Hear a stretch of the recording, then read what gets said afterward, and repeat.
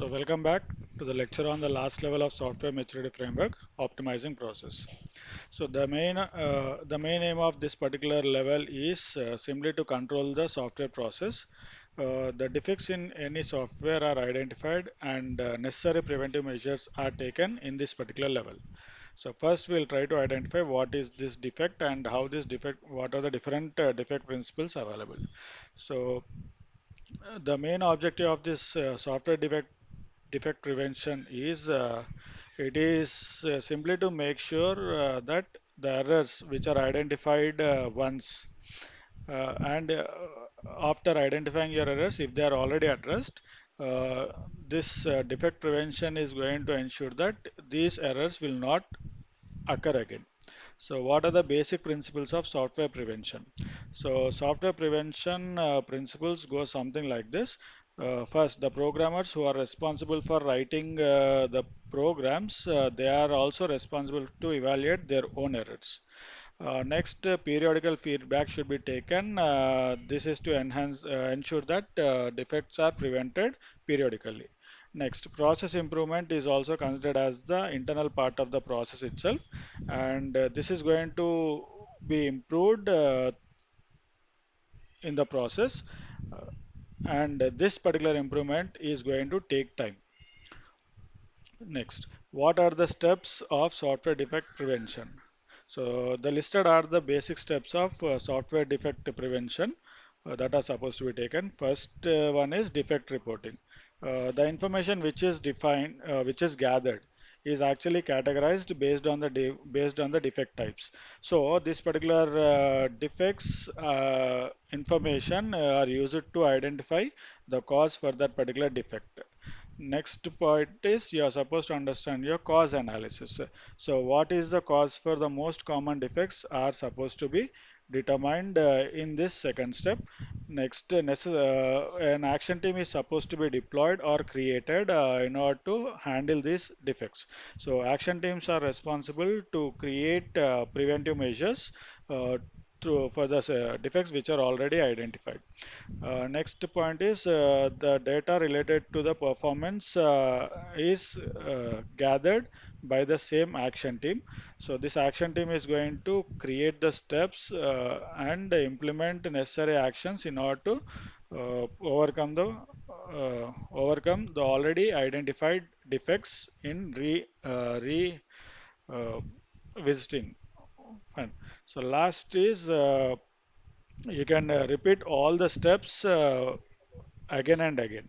So this is simply to ensure that the focus is only on the most common defects that are identified in a single cycle.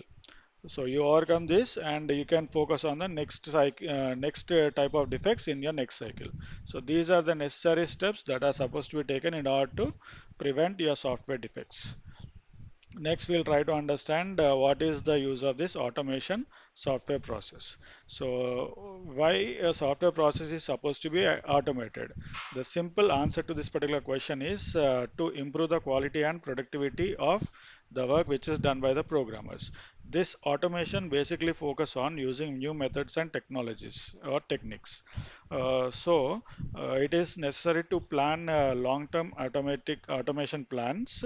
It is required to establish these long-term automation plans here. So establishing long-term automation plans, this involve different steps. First step is any particular individual from the team is supposed to lead the study related to this automation plan. Next is supposed to define the current automation status of your process or the project. Then he is supposed to establish the immediate priorities or needs of that particular project. So this particular needs is helping the individual to gather the information on current tools and methods that are available during the automation plan. And next is supposed to conduct an orderly assessment on the currently available environments and tools in the market. Next is supposed to create a plan for environmental support, followed by defining a migration plan plays a major role. So this migration plan is used to move the organization from current system to strategic environment or the new environment which is helping them in which is the focus of this automation.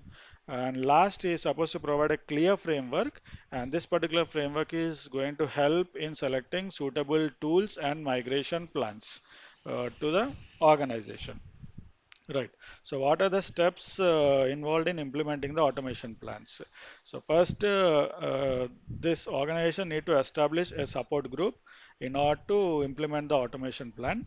It is this support group is responsible for handling the ordering of the sequence of steps to be or sequence of actions to be taken, then negotiating with the vendors related to the process automations, install how on which type of auto installation is supposed to be taken, and which installation process are supposed to be conducted, which type of tests are supposed to be conducted. So all these are taken as a responsibility by your support group. Next, this support group is supposed to develop a more detailed automation plan. So this detailed automation plan is going to give a clear picture of how automation is being conducted in the project. Uh, After the detailed plan, uh, it is the responsibility to develop a specific project automation objectives and plans. So these objectives and plans are related to a specific project. If an organization is working with multiple projects, a specific plan related to each and every project is supposed to be created. This should be consistent throughout the plan. With the overall plan, the specific plan should be consistent. There should Next, the each project, sh the projects which are being worked, they should develop a specific migration plan here. And at last, the programmers may require a new working environment. So this is simply to change the way they are working on the existing environment. Fine. So this is how an automation plan is being conducted. And last, we'll try to understand what is this contracting software. So contracting software, it is nothing but it is simply a contract between the management and the development organization. So in this contract, first the basic objectives of the system are established. Once they are established, in order to establish this, specific functional requirements should be known, without which they cannot establish the objectives of your contract or the system. Then a documented plan is supposed to be produced for establishing and validating the requirements which are already identified in your previous step. So we'll try to understand what are the software contracting conditions that are necessary in order to work with your contracting. So it is always suggested to start with very precise statements, what was wanted by that organization. So after creating your precise statements, always insist on the organization related to the rigid standards and document each and every process step in detail. Next condition is you are supposed to require that each step should be completed and it should be approved before the next step or the next process is was going to be initiated. Do not initiate multiple processes or multiple steps in parallel. Next, you can also demand the firm to commit. Uh, right. You can also demand the firm to commit for the rigid standards which are provided. Okay, sir. So these are the basic conditions you can look on when the software contracting comes into picture. Fine. Finally, we'll try to understand the principles of effective software contract management. So the key principles or the key criteria for successful software contracting will go something like this. First and foremost thing is if you want your software contract to be effective, the vendor to whom you are working should be trustworthy and he should be technically competent enough. The buyer who is going to work on with your software, he must be capable of identifying the vendors who are technically competent in nature. Next, this contract is going to work only if there is mutual trust between the buyers, vendors. Otherwise, this contract will not continue. Software quality assessment team and regular audits uh, are supposed to be conducted. So this is supposed to ensure that honest and disciplined performance is generated throughout your software process. Uh, generation or software process development.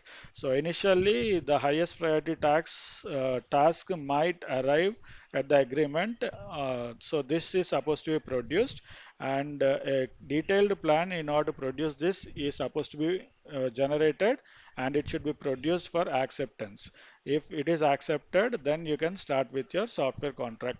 So these are the basic steps that are involved in effective sorry, these are the basic principles that are involved in effective software contract management. So thank you. That's all for this particular lecture. Let's meet in next lecture.